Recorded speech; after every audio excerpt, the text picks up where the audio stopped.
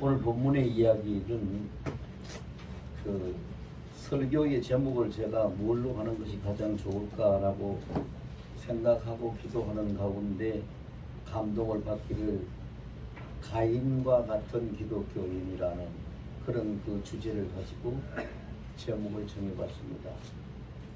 가인과 같은 기독교인이라는 주제가 이 무슨 뜻이냐 하면요, 하나님이 이 세상을 창조하시고 하나님의 특별히 하나님의 형상을 따라서 사람을 지으시고 그 사람을 지으신 그 사람을 통해서 하나님의 창조의 목적과 하나님의 영광을 얻으시기 위해서 창조를 하셨어요.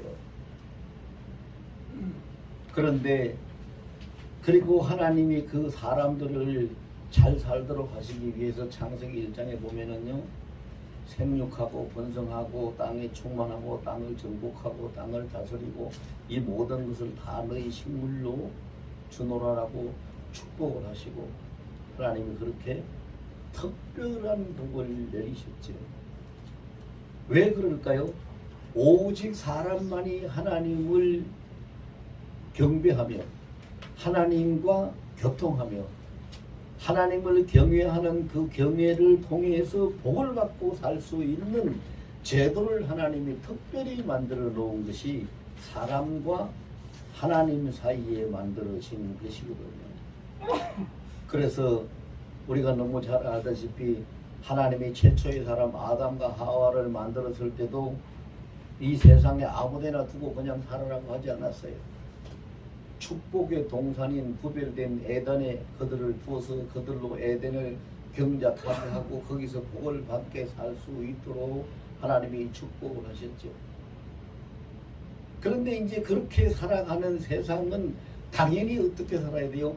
당연히 모든 사람이 하나님을 경외하고 하나님을 섬기고 하나님의 뜻에 의해서 살아가야지 그것이 올바른 삶이 되고 복된 삶이 되고 가치 있는 삶이 되고 하나님의 창조 목적에 부합되는 삶이 되며 하나님께 영광이 돌려지는 인간의 축복이 그 영광이 그로부터 나오게 돼 있는 것이 하나님의 섭리였어요. 그런데 사람들이 살아가면서 이제 하나님보다는 눈에 보이고 자기들 삶 속에서 현실 속에서 접하고 하는 이런 생활의 환경이나 문화나 어떤 여건이나 이런 것들을 먹고 마시고 살아가고 하는 이 모든 것들이 더 익숙해지고 더 재미있고 더 친해지니까 하나님을 자꾸 잊어버리게 되죠. 그래서 오늘 본문의 그 말씀은요, 굉장히 큰 의미가 있습니다. 이게 성경적인 의미에도 굉장히 큰 의미가 있지만은 신학적으로도 굉장히 큰 의미가 있는 비밀스러운 기사라고 해도 과언이 아닐 만큼 큰 의미를 담고 있어요. 사람들은 사람들 나름대로 성경을 생각하고 해석을 합니다. 그래서 하나님 앞에 아담의 똑같은 아버지인 아담의 두 아들이에요. 가인이 형이고 아벨이 동생인데 그 다 믿음이죠. 요새로 말한다면 우리 식으로 이야기한다면 모태신앙이잖아요. 응? 모태신앙이에요. 다 믿음의 아들들이죠. 그 믿음의 아들들인데 왜 그 큰아들 가인은 하나님 앞에 제사를 드렸는데도 하나님이 왜 연락을 안 하셨고, 아니 그 동생 아벨은 왜 하나님 앞에 제사를 드리는데 하나님이 연락을 해주셨는가? 그래서 가인이 자기가 서운하고 기분이 나쁘고 마음이 상하니까 분을 내고 하나님 앞에서 낯색이 변했다고 했는데 하나님이 오히려 가인을 야단쳤다. 자기 사람들이 뭐라고 합니까? 여기에 그 보니까 가인은 자기가 농사를 짓는 사람인데 농사를 지어가지고 그 농사에 추수하는 데서 얼마를 이렇게 뽑아가지고 하나님 앞에 제물을 드려서 제사를 드렸더니 그게 정성이 부족해가지고 하나님이 안 받으셨다.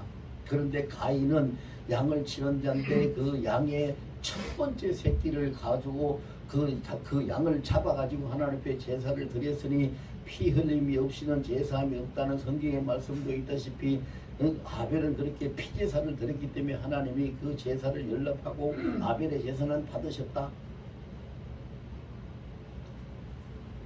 이런 말들을 소위 신학자라고 하는 사람들이 굉장히 많이 늘어놓고 있죠. 근데 여러분 그거 아니에요.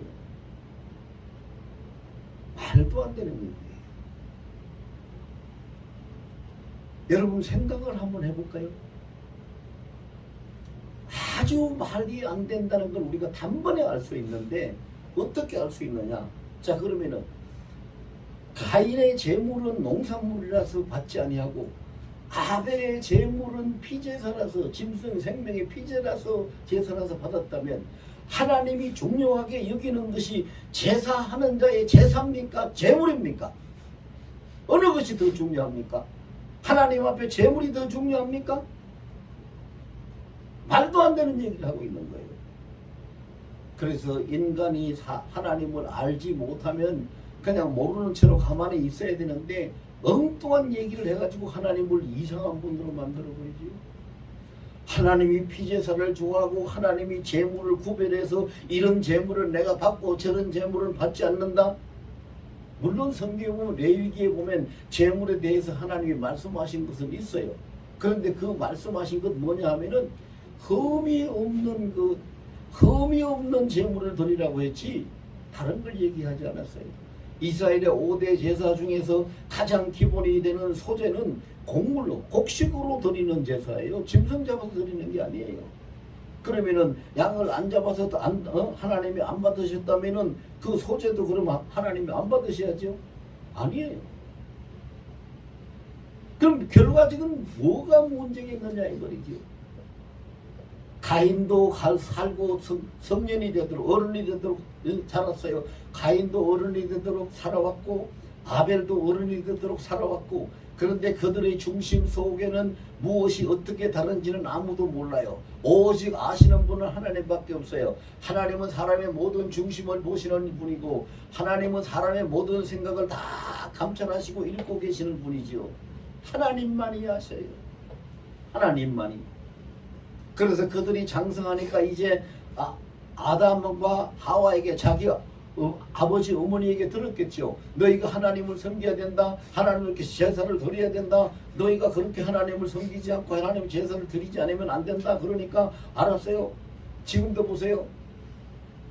모태신앙이라고 하는 사람들 아니면 어릴 때부터 전도를 받고 아니면 기독교 집안에 태어나가지고 저게 오는 사람들 교회 주일날 되면 교회를 옵니다. 왜? 주일날 교회 가야 되니까 예배 드려야 되니까 예배 참석해야 되니까. 그런데 문제는 뭐예요? 어떤 예배자가 어떻게 하나님 앞에 예배하느냐 예배자에 대한 것이 문제인데 사람들은 예배자가 중요한 것이 아니라 예물이 중요한 것처럼 착각하고 말을 한다 이 말이에요. 헌금을 많이 드리면 하나님이 기뻐하실까? 아니요. 은도 내 것이고 금도 내 것이고 땅에 충만한 것과 세계와 그 중에 거하는 자가 다 내 것이라고 모든 것이 다 하나님 것인데 하나님이 뭐가 부족해서 많이 드리는 걸 기뻐하세요? 아니요. 타성에 젖은 예배. 오늘 이것이 왜 중요하다고 하냐면요. 이것을 통해 가지고 지금 이 시대의 기독교인들이 어떻게 하나님 앞에 예배하며 살아가고 있는지를 그 현실을 너무도 분명하게 조명을 해주고 있기 때문이에요. 오늘 주일이라서 많은 사람들이 교회에 나와서 예배를 드리는데 자기 예배가 하나님 앞에 상달되는지 안 되는지 감각조차도 없이 드리는 사람들이 많고 아예 하나님이 받지 아니하는 그런 예배를 드리는 사람도 많고 가인 아벨처럼 막 진실로 하나님이 음양하고 받으시는 예배를 드리는 사람도 있지만 그렇지 못한 사람들도 많이 있어요. 오늘 본문은 바로 그걸 이야기하는 거예요.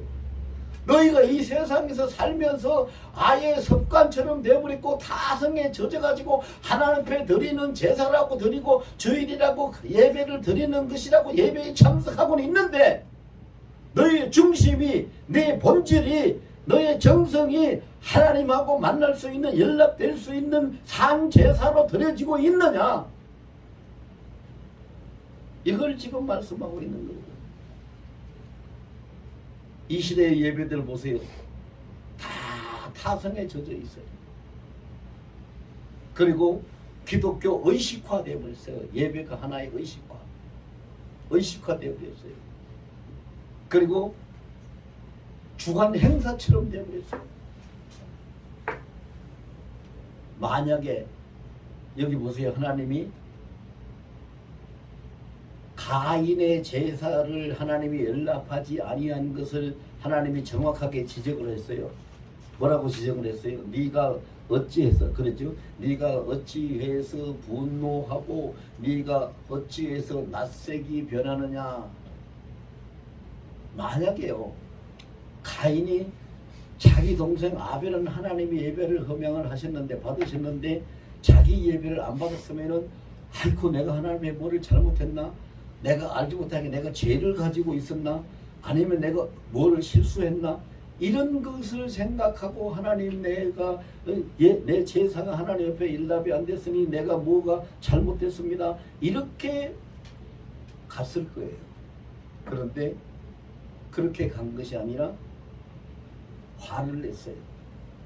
낯색이 변했어요. 감히 누구 앞에서? 하나님 앞에서. 그래서 하나님 네가 어찌하여 네가 낯색이 변하느냐? 어찌하여 분을 내느냐 그랬어요. 그러면서 그 다음 절에 뭐라고 말씀하셨어요? 6절에 네가 선을 행치 아니하니까.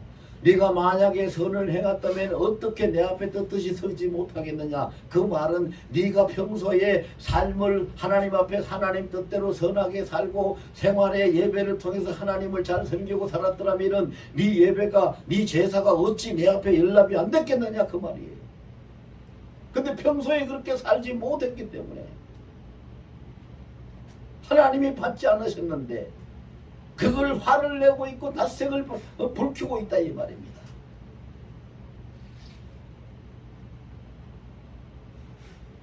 그리고 하나님이 정확하게 지적을 어떻게 해주셨어요? 사람이 선을 행치 아니하면 죄가 그 사람의 문 앞에 와서 엎드린다. 오늘 본문에 그랬어요. 여러분 이거 잘 새겨서 들어야 돼요. 잘 새겨서 들어야 돼요. 선을 행한다는 것은 가장 정확하게 해석을 한 것은 누가복음 10장에 보면 예수님이 직접 해석한 부분이 있는데요. 이 선을 행한다는 것은 뭐냐? 착한 일을 한다는 뜻이 아닙니다. 선을 행한다는 것은 하나님의 뜻을 따른다는 겁니다. 하나님의 뜻을 따르는 것을 선을 행한다고 하는 겁니다. 사람 인간적인 차원에서 착한 일을 하는 걸 그걸 선을 행한다고 하는 게 아니에요. 그러면 그가 평소에 가인이 하나님의 뜻을 따라서 살았다면 어떻게 그 제사가 연락이 안 되겠어요? 왜 앞에 서지 못하겠어요? 네가 선을 행치 아니하니까 죄가 네 문 앞에 와서 엎드린다고 그랬어요. 그런데 하나님 뭐라고 그랬어요? 네 문 앞에 지금 죄가 엎드려져 있는데 그 죄를 네가 죄에 지지 말고 죄를 다스리라고 그랬어요. 오늘 본문 7절에 그랬죠. 죄를 다스리라. 하나님이 그렇게 말씀을 하셨어요.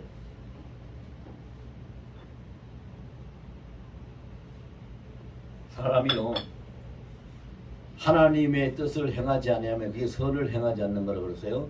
하나님의 뜻을 행하지 아니하고 하나님의 뜻에서 빗나가게 되면은요 죄란 놈이 문 앞에 와서 엎드려서 뭐라고 하느냐 하면은 큰 절을 하면서 아이고 내가 주인님으로 모시겠습니다. 예, 내가 여기에 엎드려서 주인님으로 모실 테니까 앞으로 많이 하나님의 뜻에서 빗나가고 선을 행치 마시고 그렇게 하십시오. 그렇게 해서 죄가 부추겨서 더 큰 죄를 짓도록 만드는 거기 죄가 문 앞에 와서 엎드리는 거예요.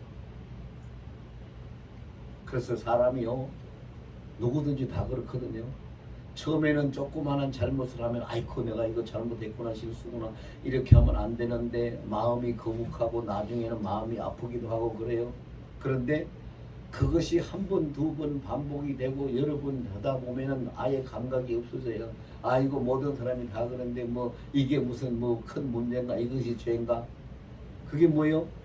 죄가 자꾸 그 앞에 와서 엎드려서 주인님 주인님 하고 그를 자꾸 죄의 길로 이끌어가는 거예요.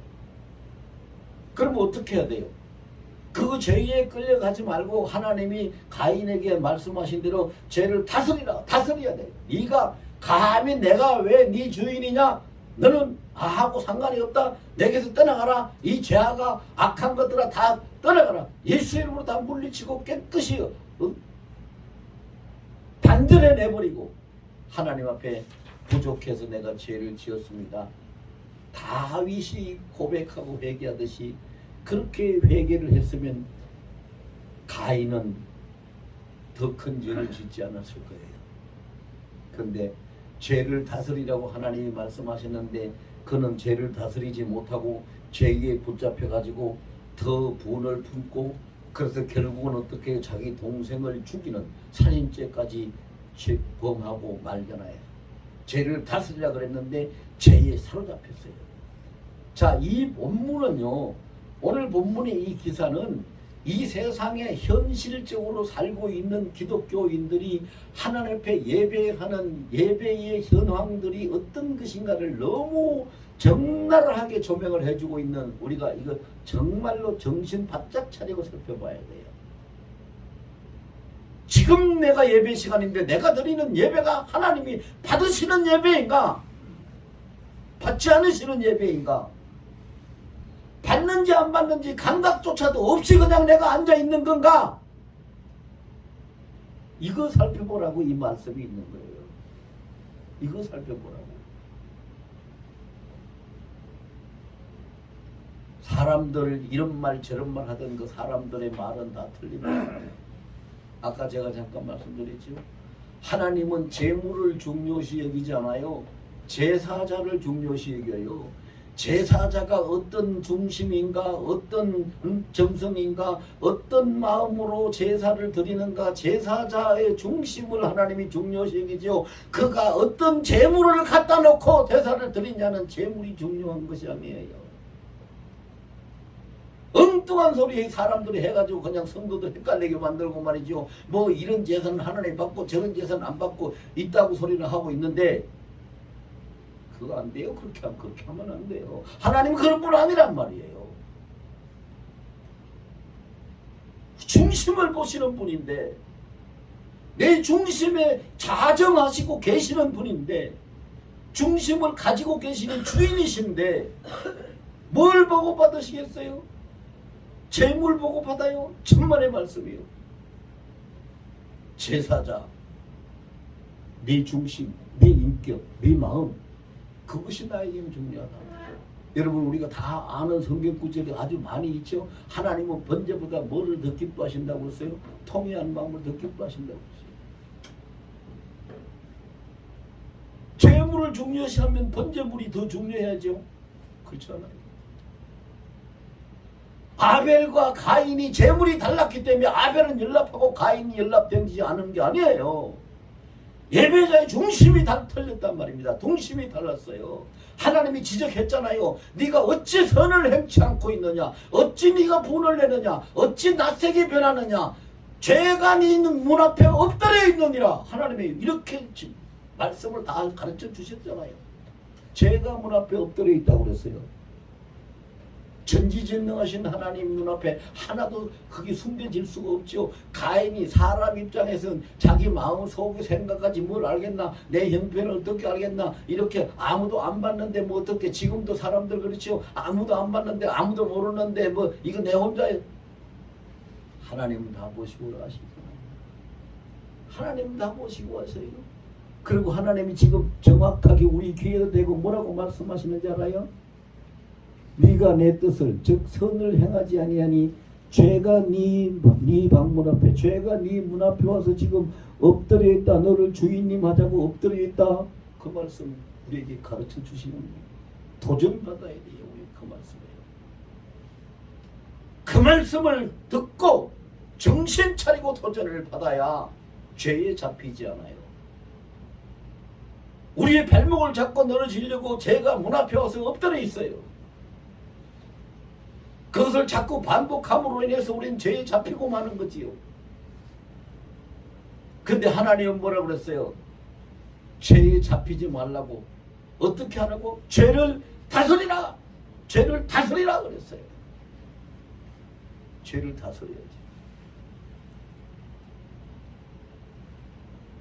완전히 끊쳐내버려야지. 근데 사람이요, 죄를 다스리지 못하는 결정적인 요인이 있는데, 그것이 뭐냐 하면은요, 비판, 불원, 이 네 가지예요. 비판, 불원, 이 네 가지인데요. 이것이 있으면 사람이 죄를 다스리지 못해요. 자, 하나씩 설명을 할게요. 비판의 비는 뭐냐? 비교하는 거예요. 비교. 여러분, 사람은 저 사람과 나하고 저와 너와 나 이런 식으로 비교하는 그 비교에서부터 죄악이 시작이 됩니다. 자, 비판은 비는 비교하는 것. 판은 판단해요. 왜? 비교하고 나면 반드시 판단하게 돼 있어요. 비교하고 나서 판단하지 않는 사람은 하나도 없어요. 아예 비교를 안 하면 판단할 일이 안 생겨요. 그런데 비교를 해요. 심지어는요, 보세요. 부부간에도 자기 남편하고 옆집 아저씨하고 비교하는 사람, 그러다가 부부싸움하고 막 그러잖아요. 자식간에도 아이고 남의 집 자식들은 안 그렇구만, 우리 자식은 도대체 내 자식은 니네들 비교해가지고 그렇게 해가지고 부모 자식 간에 막 불화가 생기잖아요. 문 앞에 엎드리는 죄를 다스리지 못하는 원인이 어디 있느냐? 제일 처음에 비교하는 데 있어요. 비교를 안 해야 돼요. 아니 내 자식이 쩔룩거리면 그냥 쩔룩거리구나 그러고 말아야지. 왜 비교해요?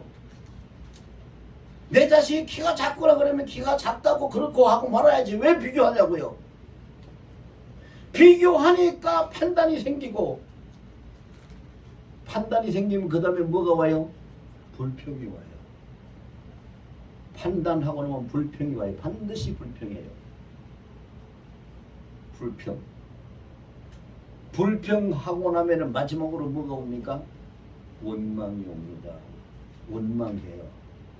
도대체 내 자식은 왜 그런가? 나는 왜 그런가? 저희는 왜 그런가? 저 사람은 왜 그런가? 우리 교회는 왜 그런가? 대통령은 왜 그런가? 누구는 왜 그런가? 원망에 꼬리를 물고 계속. 그래서요, 죄를 못 다스려요. 뭐 때문에 못 다스린다고요? 비판, 불원, 이 네 가지를 우리가 척결해버리면 죄를 다스릴 수가 있어요. 비교. 자, 우리 다 같이 해봅시다. 비교하지 맙시다. 판단하지 맙시다. 불평하지 맙시다. 원망하지 맙시다.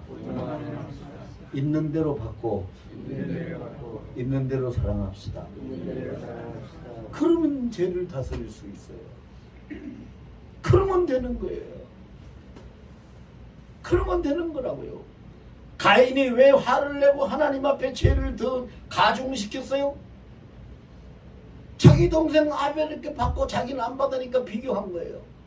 비교하다 보니까 불쾌한 거예요. 불평한 거예요. 원망한 거예요. 에라, 동생까지 죽여버리는 거예요. 그럼 보세요. 얼마나 무섭고요. 얼마나 무섭냐고요. 근데 사람들이요, 비판 불원이라는 이것이 자기 자신이 거기에 잡혀서 자기 자신이 끌려가고 있는지도 모르고 아무 느낌도 없이 감각도 없이 붙잡혀서 끌려가는 사람들이 너무 많아요. 너무 많아요. 비교하지 않으려면 어떻게 하면 돼요? 여러분, 간단해요. 비교하지 않으려면요, 요즘 일찍이 이제 코스모스가 피운 것도 있고 국화도 피운 것도 있어요. 그럼 보세요. 국화꽃은 그냥 국화꽃이지요. 코스모스는 코스모스지요.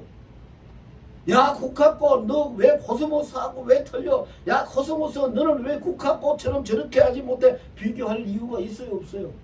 없지요. 국화꽃은 국화꽃이고 코스모스는 코스모스예요.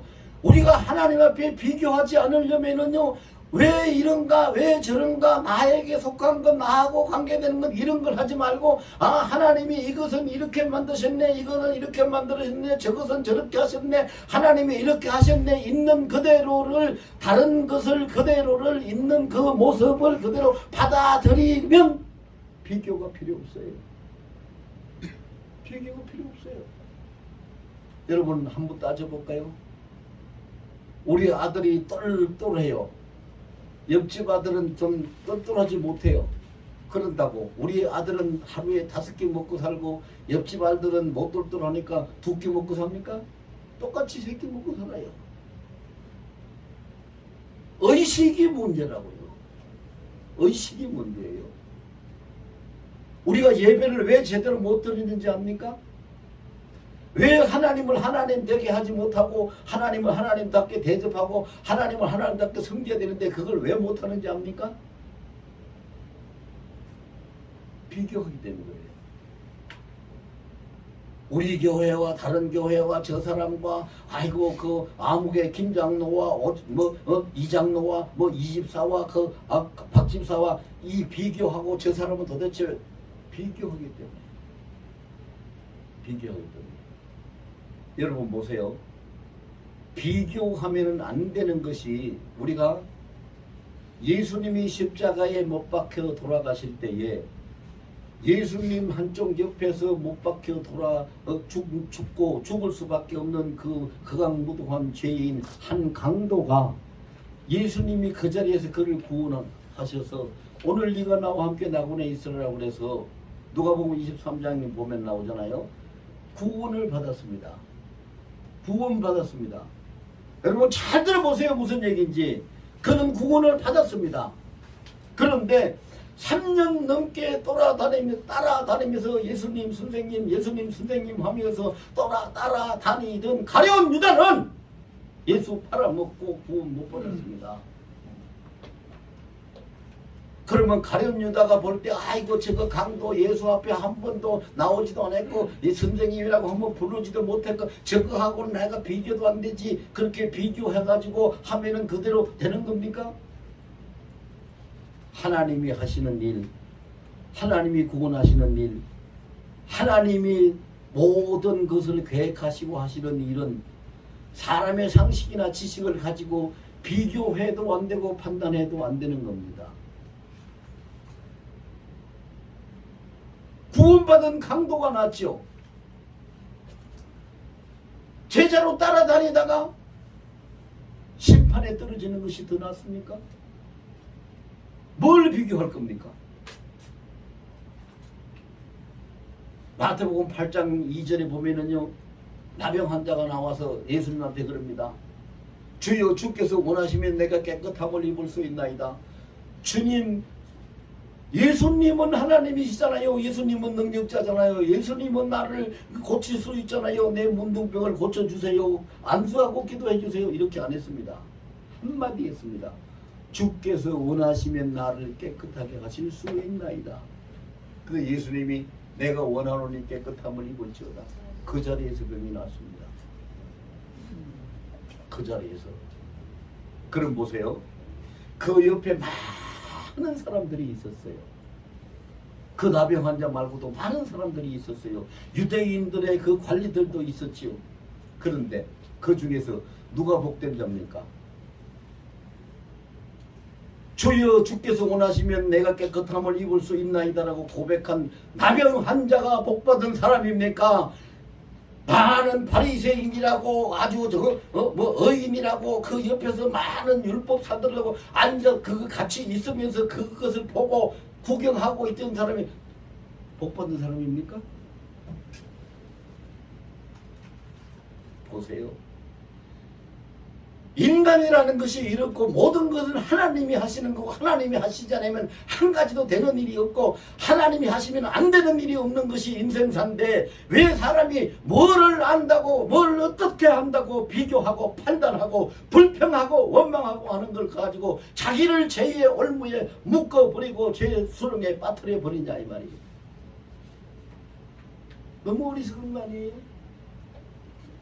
오늘 본문의 가인은요 가인 욕할 거 없어요, 여러분. 지금 이 시대의 현대판 기독교인들 우리들을 지금 이야기하고 있는 거예요. 물론 아벨 같은 성도들도 있죠. 없다는 건 아니에요. 그리고 가인에게 하나님이 기회를 주셨잖아요. 그 기회를 왜 버리냐고요. 왜? 하나님이 기회를 주셨잖아요. 네가 선행을 하면은, 선을 행치 아니하면은 죄가 문 앞에 와서 엎드려 있는데 네가 그 죄를 다스려야 된다. 죄를 다스리라고 하나님이 깨우쳐 주시고 기회를 주셨잖아요. 그럴 때 하나님, 내가 잘못했습니다. 이 죄에서 내가 이 단죄를 지키고 완전히 죄에서 떠나겠습니다. 잘못했습니다. 회개하고 하나님 앞으로 엎드려 있더라면 그가 죄에 사로잡히지 않았을 것이고 동생 아벨을 죽이는 살인죄를 범하지 않았을 것이고 영원한 심판에 떨어지지 않았을 것이란 말입니다. 기회를 주셨잖아요, 하나님이. 오늘 이 시간에도, 이 시간에도, 이 시대에도 하나님이 우리에게 기회를 주고 계세요. 목사의 입을 통해서, 설교를 통해서도 기회를 주고 계시고, 성경 말씀을 통해서 기회를 주고 계시고, 성령의 감동하심을 통해서도 기회를 주고 계세요. 네가 지금까지 감각도 없이 살았구나, 아무것도 천지도 모르고 살았구나, 교회에 왔다 갔다 하면서 그냥 형식적으로 그렇게 다녔구나. 근데 내가 네 예배를 받았는지 안 받았는지 너는 감각도 없구나, 아무 의식도 없구나. 그런데 그렇게 하면 안 된다. 선행을 행치 않으면 죄가 네 문 앞에 엎드려 있다. 죄가 네는 문 앞에 엎드려 있으니 지금 너는 죄를 다스리라 하고 하나님이 기회를 주신다. 그 말씀을 하고 계신다 이 말입니다. 그 말씀을 지금 우리가 받아야 되는 거잖아요. 이제는요, 하나님은 때를 따라서 일을 하시는 분이거든요. 이제는 때가, 세상 사람들이 다 이구동성으로 하는 말이 말세지말이라고 해요. 종말이라고 해요. 종말. 그러면은 종말은 종말의 복음이 있어요. 종말의 복음. 구약은 구약의 복음이 있고 신약은 신약의, 오늘 오후 예배에 제가 그 설교할 건데요. 구약은 구약의 복음이 있고 신약은 신약의 복음이 있고 종말은 종말의 복음이 있어요. 그래서 주님이 뭐라고 하시는지 아세요? 때를 따라서, 때에 맞춰서 때를 따라서 그 양식을 종들에게 나눠주는 자가 복이 있도다. 우리는 그 종말의 복음을 지금 붙잡아야 되고 종말의 예배를 하나님 앞에 드리고 있어야 되는 거예요. 타성에 젖은 거, 그냥 습관처럼 그런 어떤 의식화되어 있는 거 말고요. 예배도 바꿔야 되고 신앙도 바꿔야 되고 어떤 일이 있더라도 비판 불호는 잘라내버려야 되고 완전히 부셔버려야 돼요. 비판 불호는 여기에 잡히면 인생 망해요. 여러분, 그게요, 자기가 안 그러고 싶다고 안 그러시는 게 아니에요. 비판하게 되면은요, 판단하게 돼 있어요. 비판만 하고 판단 안 하는 사람은 없다니까요. 그러니까 비판을 시작을 안 해야 되는데, 비판을 하게 되면은 비판이 아니고 비교를 하게 되면은 판단하게 돼 있어요. 비교를 하게 되면은 판단하게 돼 있고, 판단이 서면은 반드시 자기 마음하고 일치가 안 되기 때문에 불평이 나와요. 그러면 불평이 오면은 나중에는 결국은 뭐예요? 원망하는 걸로 끝나요. 비교와 판단과 불평과 원망이 인생을 망치고 있다는 거예요.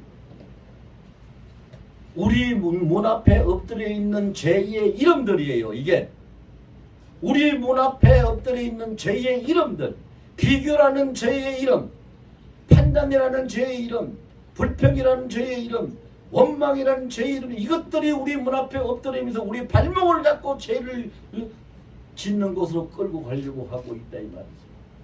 이것을 우리가 깨쳐버리고 이제 모든 것, 자 따라서 합시다.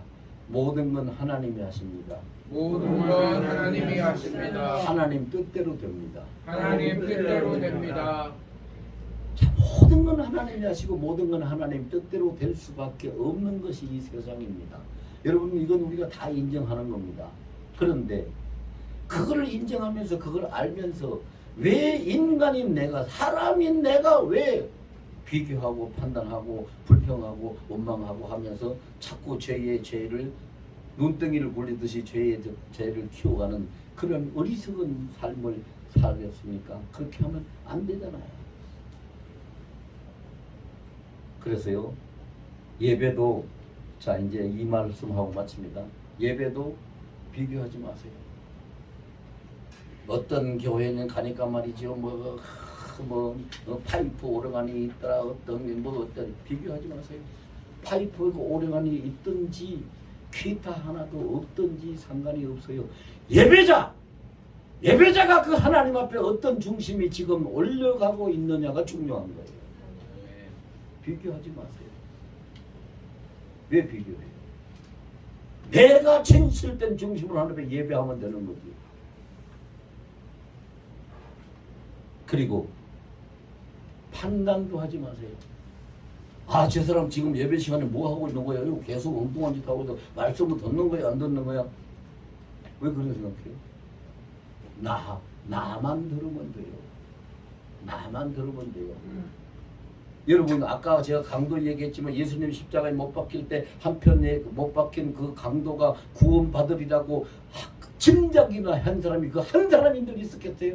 한 사람도 짐작도 못했어요. 그런데 구원받았어요. 누가 하니까? 하나님이 하시니까.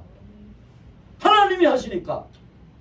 하나님이 하시면 그 사람이 어떤 모양이든 간에 그 예배가 하나님께 상달이 되고 하나님이 받으시는데 왜 그걸 판단을 해요? 판단하지 마세요. 비교도 하지 말고 판단도 하지 말고 두 가지를 안 하면 그 다음부터는 불평할 일이 없어지고 원망할 일도 없어져요. 이거 안 해요.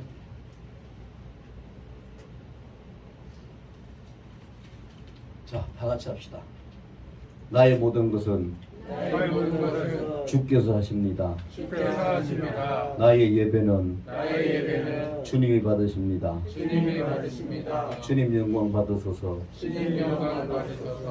우리가 이 지금 고백한 대로 통성으로 한 2, 3분만 진심을 다해서